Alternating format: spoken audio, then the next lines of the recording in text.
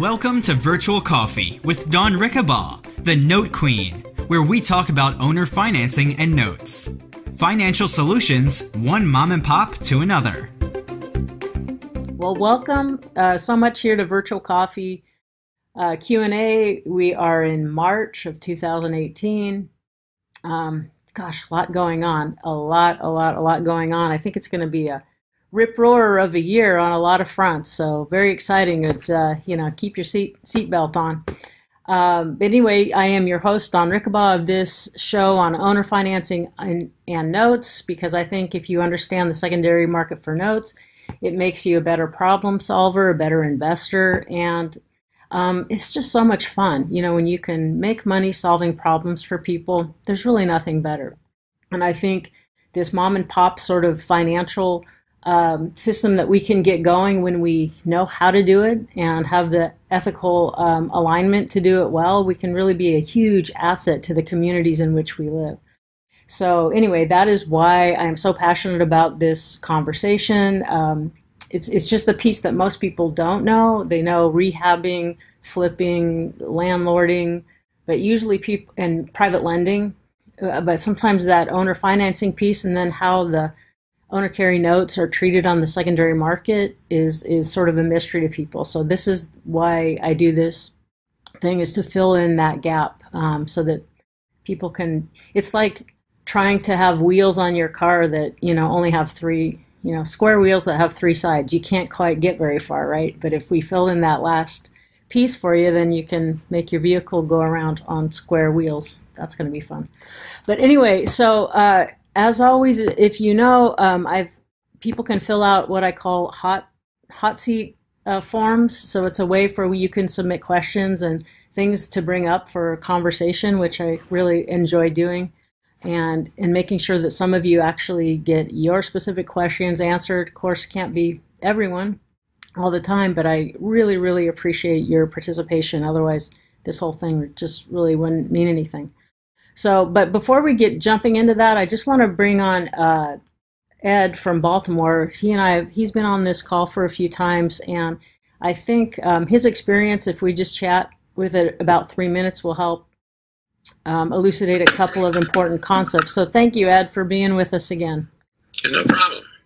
Yeah, so just give people a quick, hey, I've done a lot of private lending and rehab loans, and a lot of people have been happy about that because it looks like on paper you're just making a ton of money, right? Well, I'm holding my own, but the grass is always greener. I've been doing loans for about 6 years. I'm 66 years old now, trying to build a retirement for myself. Mm-hmm. But the rehabbing, I've done, I think it was 40 rehab loans. 2 of them I had to take back, one by foreclosure because I thought I was being taken advantage of and I wanted a public record.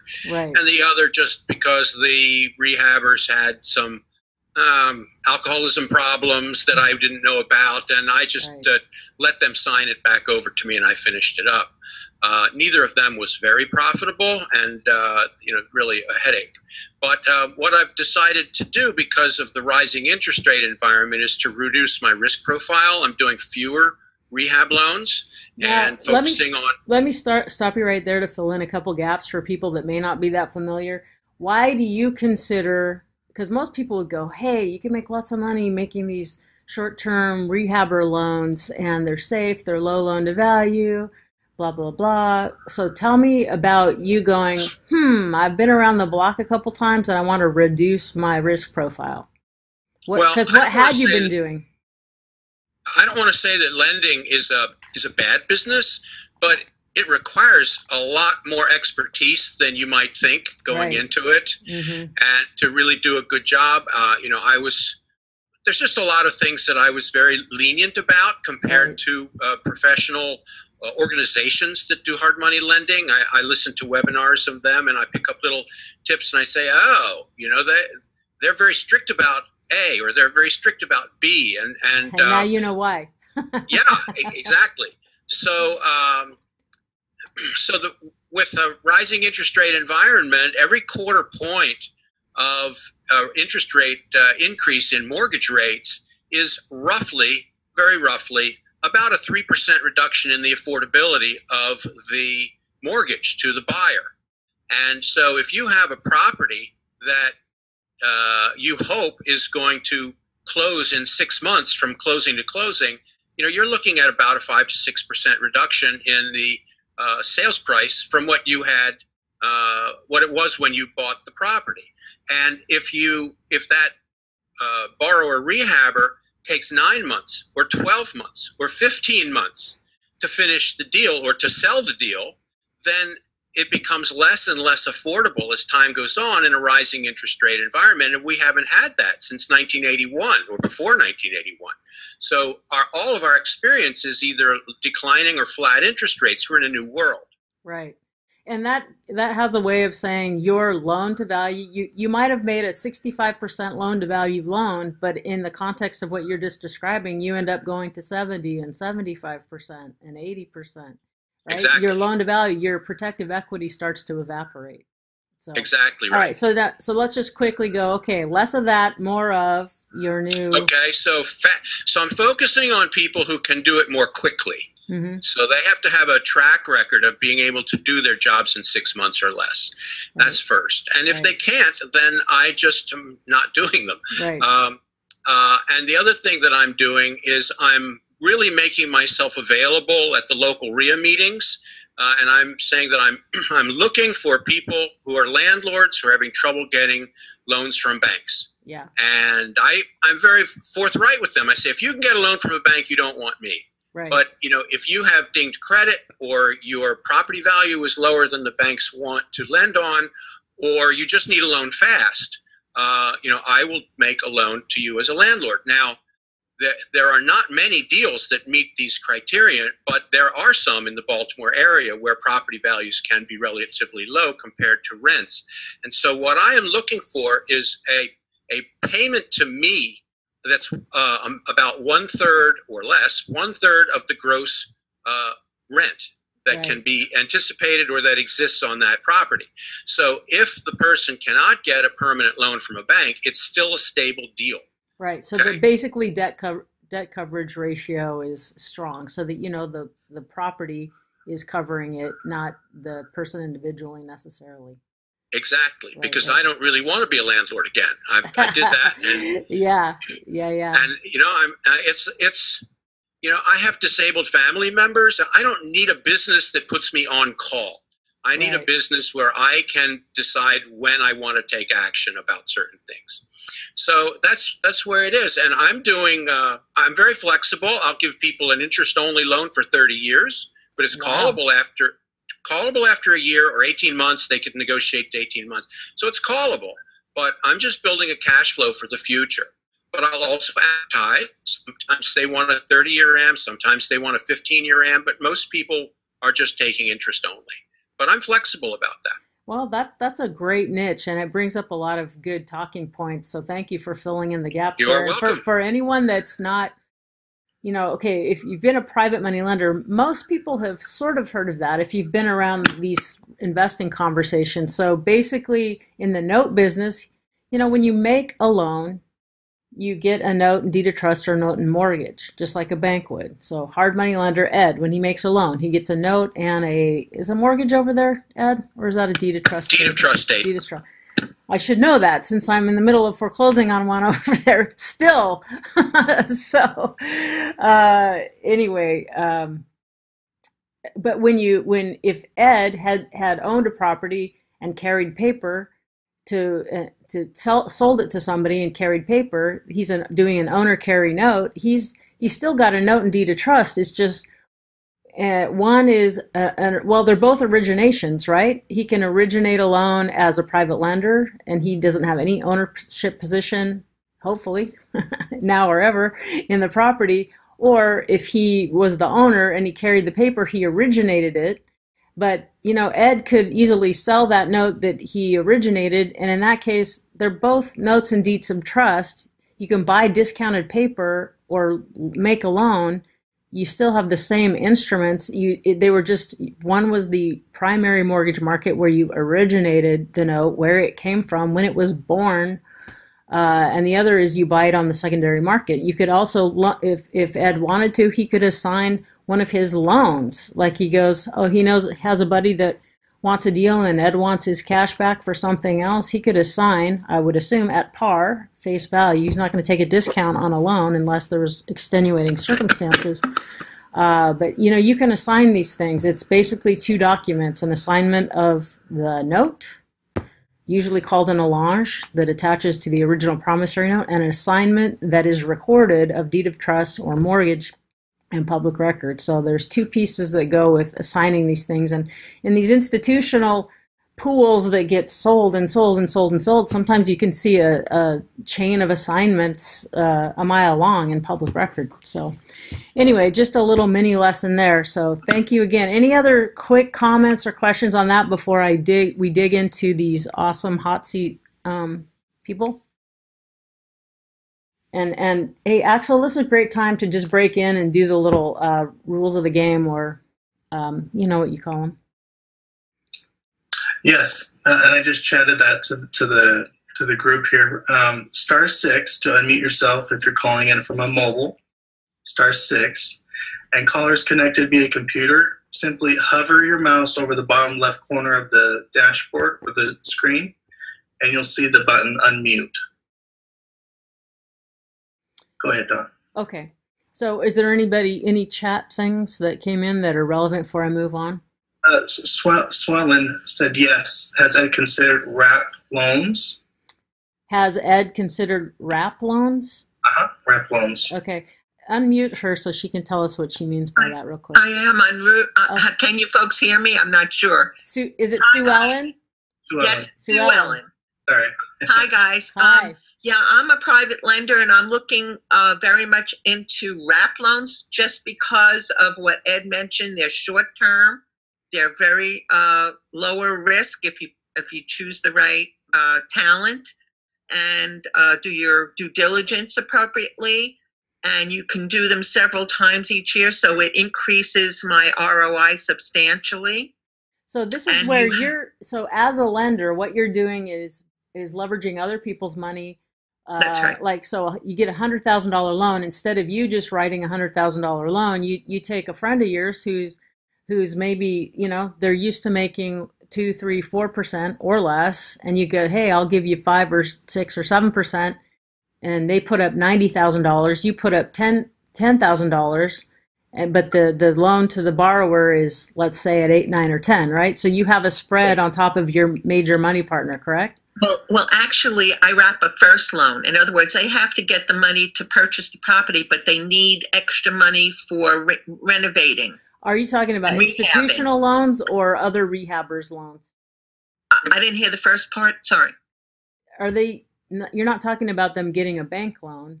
They're getting a... No, not necessarily, but they could. I don't care who it is. Okay, I just take a second position, but I have them pay me the check for the first loan. Right. For the first position loan. So I control that's getting paid, and I put myself where I'm assured that that's going to get paid. Otherwise, I can take the property. Yeah. So instead of so you're doing small second position loans, Correct. Basically to bring rehab money to the table. I'm guessing.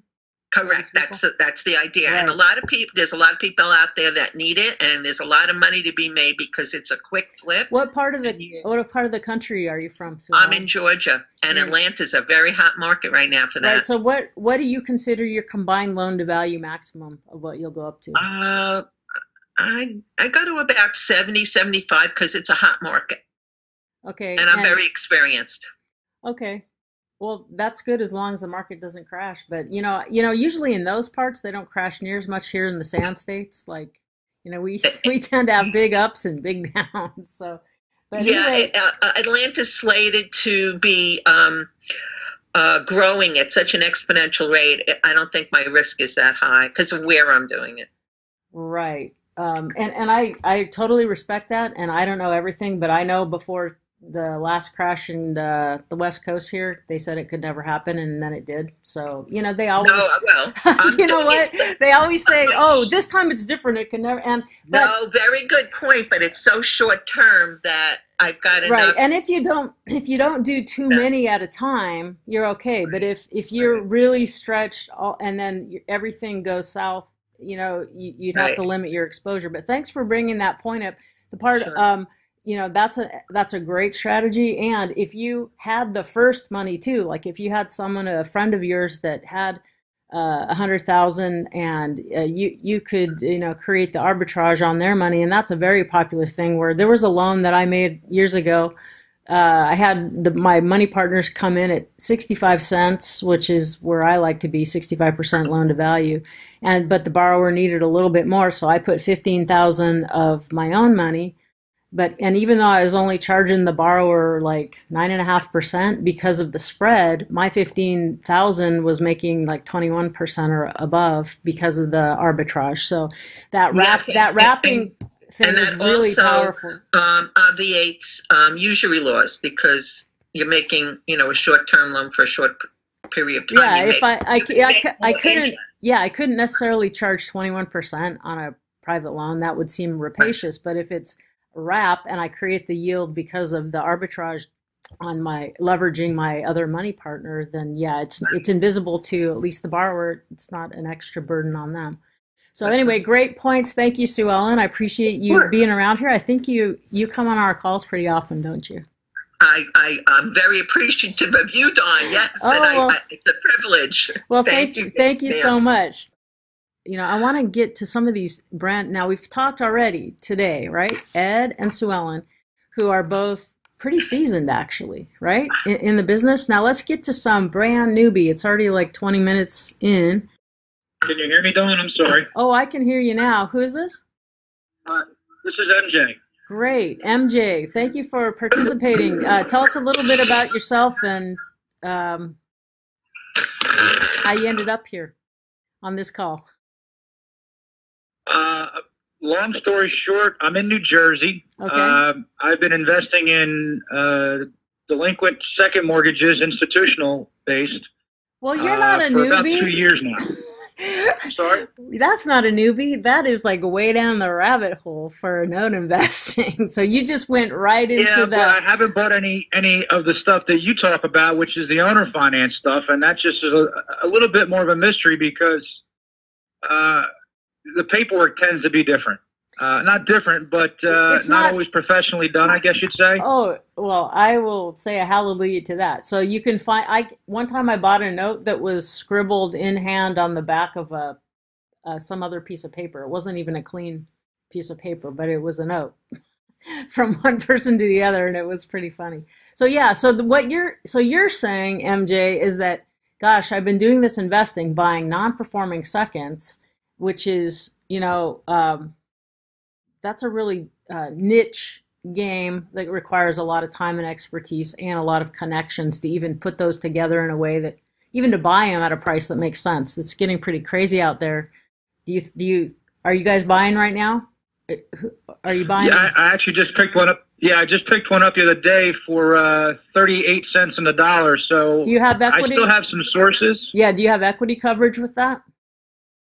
All the notes I have, I buy with current firsts, about 10 to 15 years of emotional equity, meaning they've owned the house for that long, and equity coverage, almost complete. If not, there might be a little bit hanging out on the side, a little partial equity, but it's still pretty heavy coverage. Okay, interesting.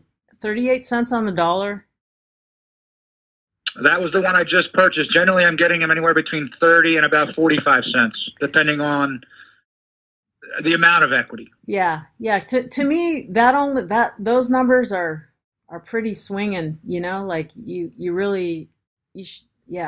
and only if they have like full equity coverage, because I'm a sissy about that. It's like, wow. I mean, but you guys, that's a whole different mindset from the typical note business from years and years and years. This whole non-performing stuff only really became a big deal after the 2008 crash, right? And so have so much institutional paper, and I'm preaching to the choir here just to use you as an example of what we're talking about here, but in the old days, the note business only meant the owner carry stuff, which is so funny. But because of all the non-performing product that has been around for the last few years, last 10 years or so, with a lot increasing attention on it, most people go, oh, what's this owner carry stuff? Like I know about like institutional notes and buying all these non-performing things. So it's just kind of funny. It's a different perspective, right? Like, yeah, a lot of people are coming in, with the non-performing and all the institutional paper, and I don't do any of that at all. So it's really interesting to see how many ways you can play this. But, I think a few years ago you could have bought that same note for 15 cents. The prices, yes. the prices are going really high, right? They've been increasing just in the 2 years I've been involved, and from the people I work with, they're lamenting over the days when it was 10 cents on a dollar, give or take. Yeah.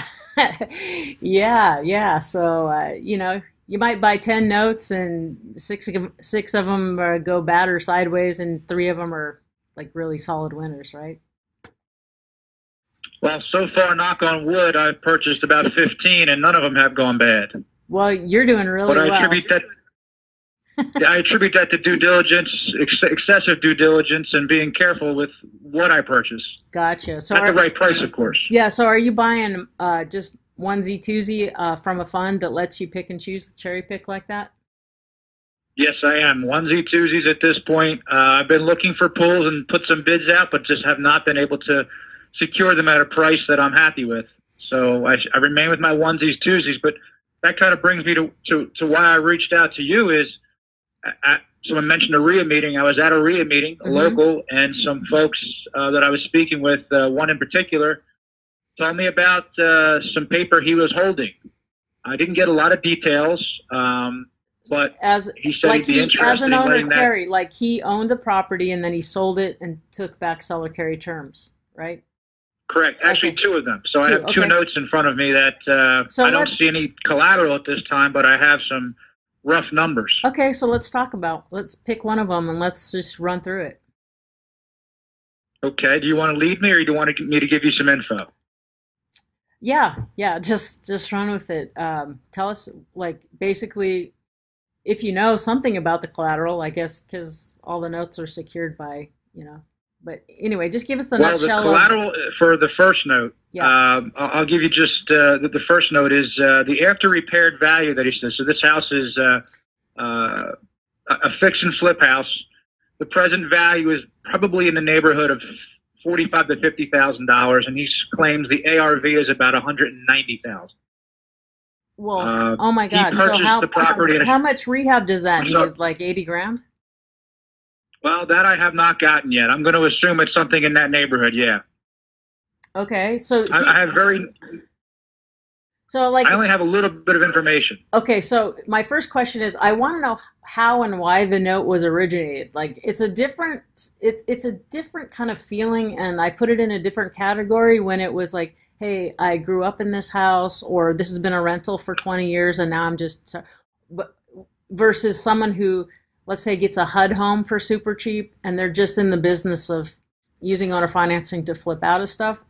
A rehab flipper type note is way different to me than, does that make sense? Than someone who, hey, they've owned it for a long time. That's a different category of owner carry note to me. So do you know how and why? Well, we're in that second category then, because this gentleman, from what I've gleaned from the tax records, purchased the house at sheriff's sale for $48,000. Okay, so then proceeded to sell it for $49,000 on terms. What the heck? Why in the heck would he buy something for 48? And was this a first position? For sure, it wasn't a. This would be a surprise. Oops, from I'm what in I know, second it's a first position, but he had it on the market for 79, and then 69, and then 59. Oh, okay. So and I think he was trying to unload. I see. So he made a little error in judgment there on what it would, what he could wholesale it for, probably. Yeah, I believe so. All right, but he has a note at 49. It's got 3 payments on it so far. Now wait. And 18 payments remain. So it's a very short-term note. So is it okay? So the loan amount is $49,000. The loan amount, I guess he took about $4,000 down, give or take, and the loan amount originally was $44,600. The current unpaid balance is about $38,600. Okay. So he sold it for 49 and he only took 5,000 down. So what is what do we got here with percentage of down payment? I'm just using this as an instructional tool. No, I appreciate that. I don't know, what is that number? I don't have my calculator right in front of me. It's pretty it's almost like just 10% down, right? So this is the standard in the industry in owner carry paper is usually 10%. More is always better. More is always better. More hard equity that someone has into the property is just stronger, unless those few instances where you're on purpose taking low down payment to minimize capital gain or do something else creative with your tax profile, how much taxes you're paying or whatever. So, but in general, 10% is good, but is this guy going to live in the property? That's for owner occupant. Is this guy going to live in the property or is he a rehab flipper? Well, the person that purchased this home from the gentleman that gave the note to me is a flipper, I believe, because he's looking to put the property on the market at a certain point down the line and sell it. Okay, so then that kind of borrower gets put in a different category. This is just traditional fundamentals of the note business over decades and decades. Is the non-owner occupied down payment needs to usually be double or a lot more than you would accept from an owner occupied person, right? Because of in your second buying game that emotional equity is key, right? Emotional equity. Oh, so usually an owner occupant where their kids are going to go to school and they got neighbors they care about and church members, they're going to really think a lot harder about defaulting than some investor who goes, things are getting hard. I only put down $4,000 or $5,000. I can walk away from this. So usually non-owner occupants have to pay more. That doesn't mean there are not other valuable ways to put deals together, but I can see that the guy that sold this property and who is holding this note got himself in a pickle. So he's just sort of salvaging the situation. So blah blah. But this is great. This is awesome thing. So 40. I'm just putting this in my calculator. If you guys don't have a financial calculator, this only costs $5.99 to get an app from, I like End-of-Day Developments, HP10B2. Axel, maybe you can put the little link in the thing, to enddaydevelopment.com. But this is you have to have one of these, guys. To be an adult, you have to have one of these. Doesn't matter if you're buying a note or not. Okay, so I'm just sticking it in here. 44.6. What's the face rate on the note? The face interest rate on the note? 8%. 8%. And you said the term's 18, but is this interest only or what is this? I believe it's fully amortizing. It's a 21-month note period, but there's 18 payments remaining. So there's no balloon payment. I didn't do the math. I just got the thing literally last night, and I said, let me talk to Dawn because I followed you before, and I said, she'll know what to do. Okay. Thank you, MJ. I appreciate the vote of confidence. But can you see the numbers I'm getting? Are you in front of a computer? I'm not. I'm sorry. Okay, I'm sorry. So I'm poking something in your face that you're not seeing. So if I put it in here, a $44,000 note at 8%, fully amortized over 21 months would make the monthly payment $2,283. Is that how much he's paying every month? That is correct. That's what I have here. That's the numbers I have. Really? I would have guessed that you were fooling me on that one. Okay, so basically, So he's made 3 payments already. So the balance is $38,600? That's correct. Okay, so then, all right, now that I finally understand a teeny bit, now I'm ready, my brain can assimilate the next piece of the story. So what does this guy want, and what do you want to do? I want to get,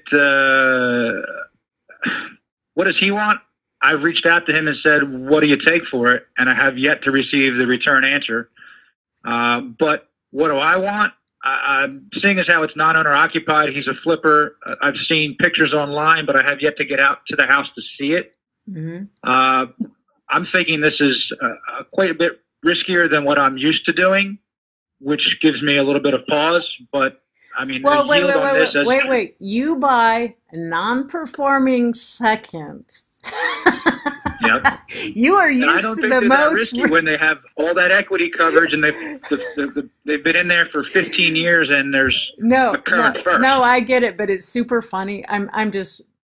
I hope you know I'm just sort of a dork and I like laughing and poking fun at stuff. No, that's okay. I do too. Yeah. So, but someone's saying, "Oh, that sounds really risky," and you find out.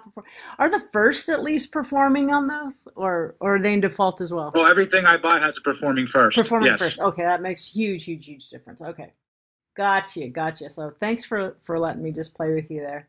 But that's okay. Yeah. So the thing is. One thing about a really quickly amortizing note is that every payment creates substantial hard equity, right? Increases your protective equity because the borrower has so much more of his own skin in the game already, right? So really, if I look at that loan, the buyer for getting that financing is only paying $3,300 in total interest over the term of the loan. So the nice thing is about a loan with a short amortization is the safety. The issue for you buying it is if you pay par, he probably doesn't want to take a discount. He just wants someone to take him out. But so if you pay par for that, you got to know that how much.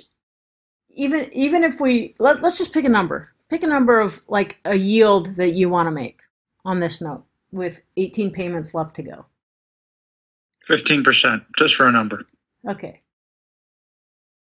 Oops. I hate it when I do something weird. Okay, so I'm going to put in 15%. For anyone who's looking, this is how I put it in. Axel, does that actually show up on the screen when I do this? Yes, it does. You can see it pretty well.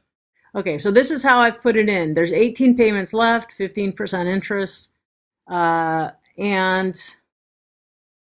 oops, I solved for present value. So that's the balance of the note, right? That 36.5 that we talked about, or thereabouts. Current balance is 38.6. Whoops. Oh, because I accidentally already put your 8% in there. Right. This is it. Sorry, guys. This is why you need one of these, because you play back and forth and you make a mistake and you just keep working the numbers. So anyway, so now I'm going to put in the 15%. And to make 15%, you'd pay 36.5. So how much of a discount is that? So you're going to make 15%, but the UPB is 38. What was it? Did anyone remember? 38.6. 6. Okay. That's you're paying him 95 cents on the dollar. So you can go, whoa, I'm making 15%. But at the end of the day, you're going to tie up $36,600 basically. So $2,000 discount is what it sort of sounds like. And you're going to, for the amount of interest, so for about $4,500.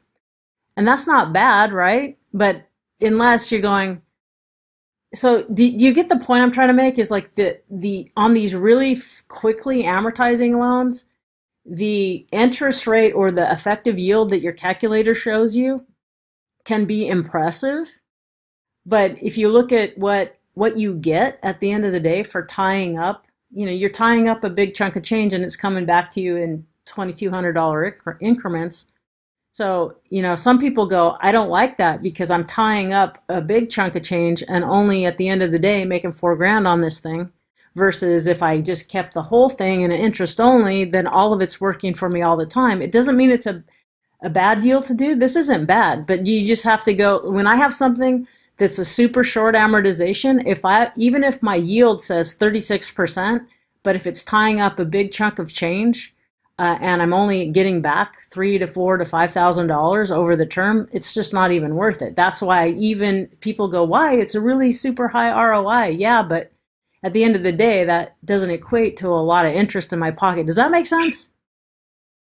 It makes total sense. That's one of the reasons I reached out. Is I'm hesitant to make him an offer without hearing his offer, of course, but to figure out what would be what's an acceptable rate of return, or rather yield, I should say, to you for a note that looks like this. That's not occupied. So number one, I would, from a loan to value or investment to value conversation, and if you can prove that history, right? Don't trust the history. You got to see counsel checks, bank statements, things like that. Oh, yeah. Right? Definitely. So it's not that bad, because this guy, he only put 10% down as a non-owner occupied, but he's paying the principal down pretty dang fast. So I can see that you would have to go, what's my, you have equity coverage. This is as good as any of your seconds, right? And hopefully with this rehabber that knows what he wants to do, but we know it's worth 49. What's your maximum loan to value? Just pick a number out of your head. What's your maximum? 70. Okay. So 70. So 49 times 7, 49 times 0.7. So basically, that comes out to like your max exposure on this thing is 34.3. So I always start with what's my maximum risk palette for this? And I just plug in that number. So if I do that, see there, for people who are looking at the computer, now I'm going to solve for interest. Then that turns out to be 23.71%. But it's not that huge of a discount. It's, what'd you say, 38.6 minus 34.3? What is that, $4,000 discount-ish to him? Now, he's sort of taking a loss, right? But this whole deal was a loss to him. It didn't work out the way he thought. But so you could be, if you gave him your maximum investment to value price based on the current as-is value of the collateral, I don't care about after repaired, like what's it worth even if he doesn't finish the job, then over the next 18 months, you could feasibly make, this is where you can get the amortization schedule up here. Great app. I love this thing. Anyway, you could potentially make $6,800 in interest, and you could get your feet wet with a whole new thing. I think if you can get it for that, why the heck not? If you as an investor, you have like, I got a lot of money that I keep working.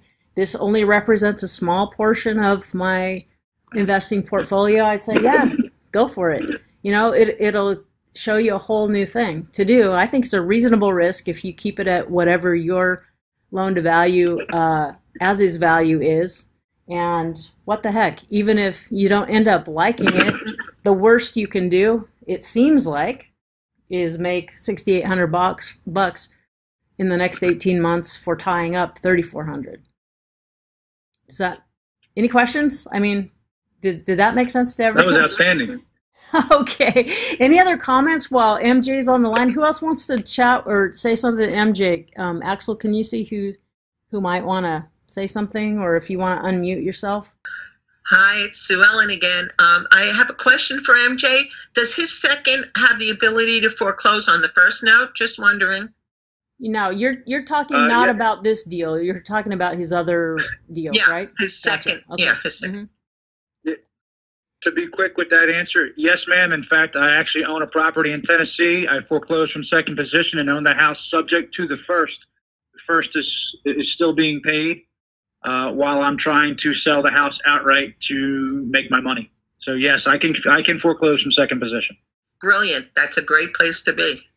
And it is. And correct me if I'm wrong. The first, if they wanted to, they could make your life difficult and say, hey, there's been they could call it due on sale clause. They could. But they rarely do if they're getting their money, right? They rarely do, and they haven't. So Cross my fingers, knock on wood. Mm-hmm. So that's excellent. I mean, I've got a deal right now where, oh my gosh. If you do enough deals, you come around with these head scratchers, right? But I've got a loan that we did, and actually, it's the one that I talked about, the wrap, where I had a private money lender bring in $180 to do this loan. I put in $15,000 to make it a $195 loan. There was about a 1 point spread there. And it was buying this one property, but I made her cross collateralized because it was instead of the 65% loan to value that I like, it was a little higher. So I wanted some additional collateral, and I made her put her primary residence up as additional collateral, even though she already has a first and a second, but they've owned that house for a long time. And so, and she's just, oh my goodness. So I'm having a feeling that if she can't pull it together, we've given her so many chances, because I do not want the properties back. I really don't. So that's one of those things where if you can't be happy owning what you loaned on, you probably shouldn't have made that loan. So, when you're involved, you you get your seminars being involved, right? You earn while you learn, and sometimes you take little losses here and there. But gosh, I could potentially next month own 2 properties, and one of them I'll be in third position, behind her first and second. There might be 100,000 of protective equity there, or not. I don't even know. Can't even remember, but it's like, great. So I either have to sell that property really fast or keep her first and second current while I try to sell it, but that's where she lives. And so it just comes down to like really a bummer, but awkward kind of, and then I go, when I originated this wrap, I actually didn't get statements and copies of the first and the second. So I'd have to do all this homework just to find out how to keep those payments current. Does that make sense? Are you following me there? Absolutely. Yeah. So. It makes a lot of sense. But you win some and you lose some, and you just hope that you win more than you lose, and it's a numbers game with that. Right. And the thing is, sometimes people get stuck with this paralysis of analysis, and the worst thing is to never get started. So really, even if it costs you something, it's better to have. Most successful people have the ability to take action, to make decisions relatively quickly. Yeah, you don't want to be shooting, you want to have some muzzle consciousness. Of course, we're not supposed to talk about guns in this climate, so YouTube's even now censoring everything. Does everybody know that we're living in 1984 book censorship these days? I don't know.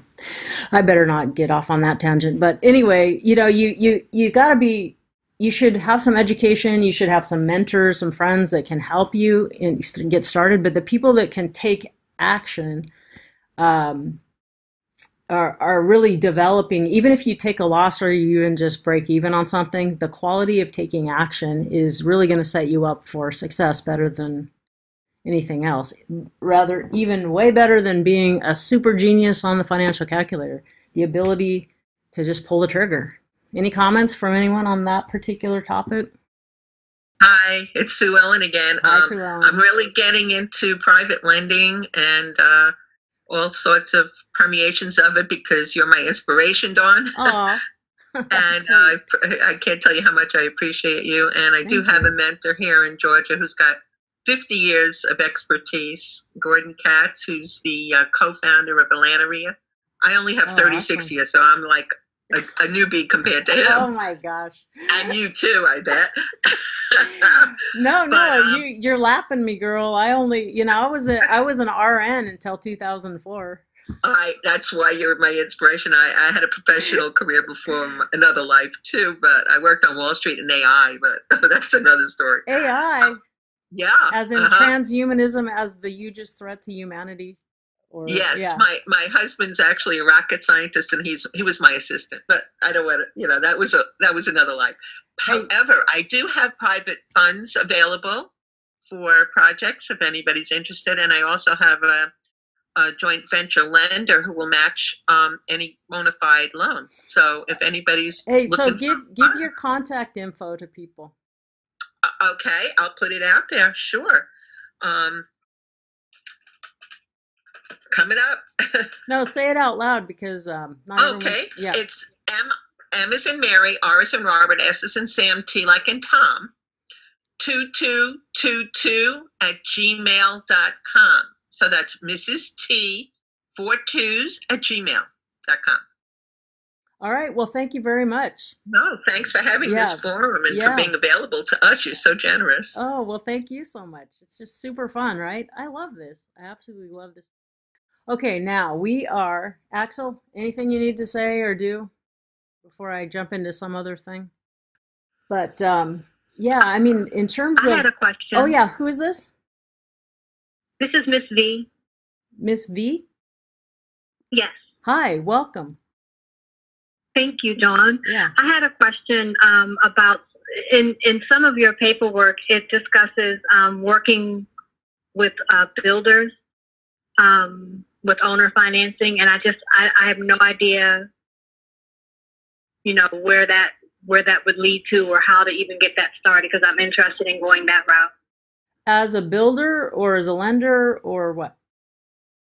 I just want to speak with them about owner financing and just getting involved that way in terms of notes, because I'm probably the brand newbiest person you've ever seen, and I don't want to take in too much information, but some of the information that I did see what that interested me was working with owner financing and trying to obtain notes that way. But I saw something on your website that made reference to working with builders, and I can't elaborate any further than that, because I can't even find it anymore, and I'm driving right now. Sorry. Right. Probably that was an older blog post or something, because I haven't talked about that in a while. But thank you for calling. You're driving? Yeah. Are you watching the road? Do you have two hands on the road? I have two hands on the road. Okay, good. So let's just back up and talk about who you are, where you're at, and what do you want? What's your goal? What's your end game? So just like, who is Miss V? Talk to us about her. What's your current job, or what you've been doing the last 5-10 years with your life, even if it's being a mom or whatever. Well, I was an RN like yourself, and that's what drew me to you. I'm now disabled, unfortunately, so I'm trying to find something that I can work from home. And there's stuff all over the internet about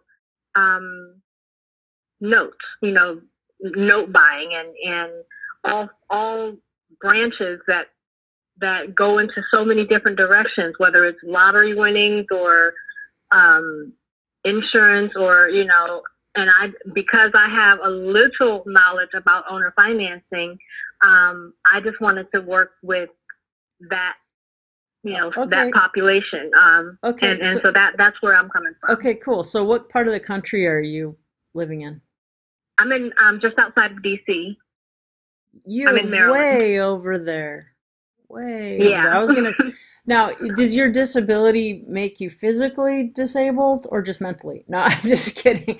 No, like could you travel? What's true? Could you travel? Yeah, I can travel. Yeah. Well, because you know what, when you're brand new, it helps so much to go to conferences. Like, unfortunately, there's a lot of stuff happens on the East Coast, so you can look up a lot of events on your side of the country, but I always go to Paper Source, Bill Mancaro's Paper Source, that's coming up like in a month in Las Vegas, and that's where I was still, raising all my babies. They were all in elementary school at the time, elementary, middle school, and I was still working as a nurse, but I would go to these conferences, and that's where I kind of grew up on the old guys, the salt of the earth that were in it long before this massive hype. Like if it's all over the internet, and if everyone and their dog, you're standing in line for a donut and they're talking about the house they just flipped, there's a little bit of a red flag and a bell going off for the people that have been through the cycles. So you just have to take it, like, if it's that hyped up, it's great, because then you learn about it and it's really powerful strategies. But I would be very careful, like I was talking with MJ, the prices for assets there's so much competition, and the yields and the margins are a lot tighter than they used to be.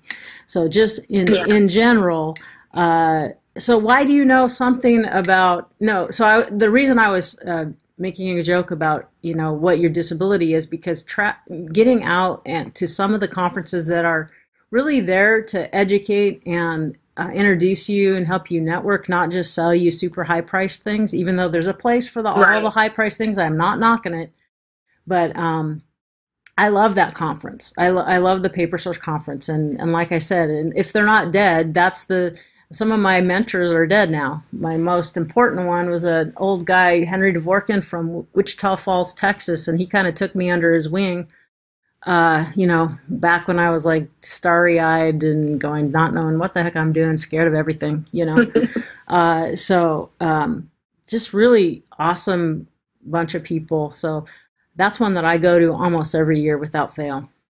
So just saying, and they introduce you to all the different cash flows and all the different thinking, and it really gets your head spinning.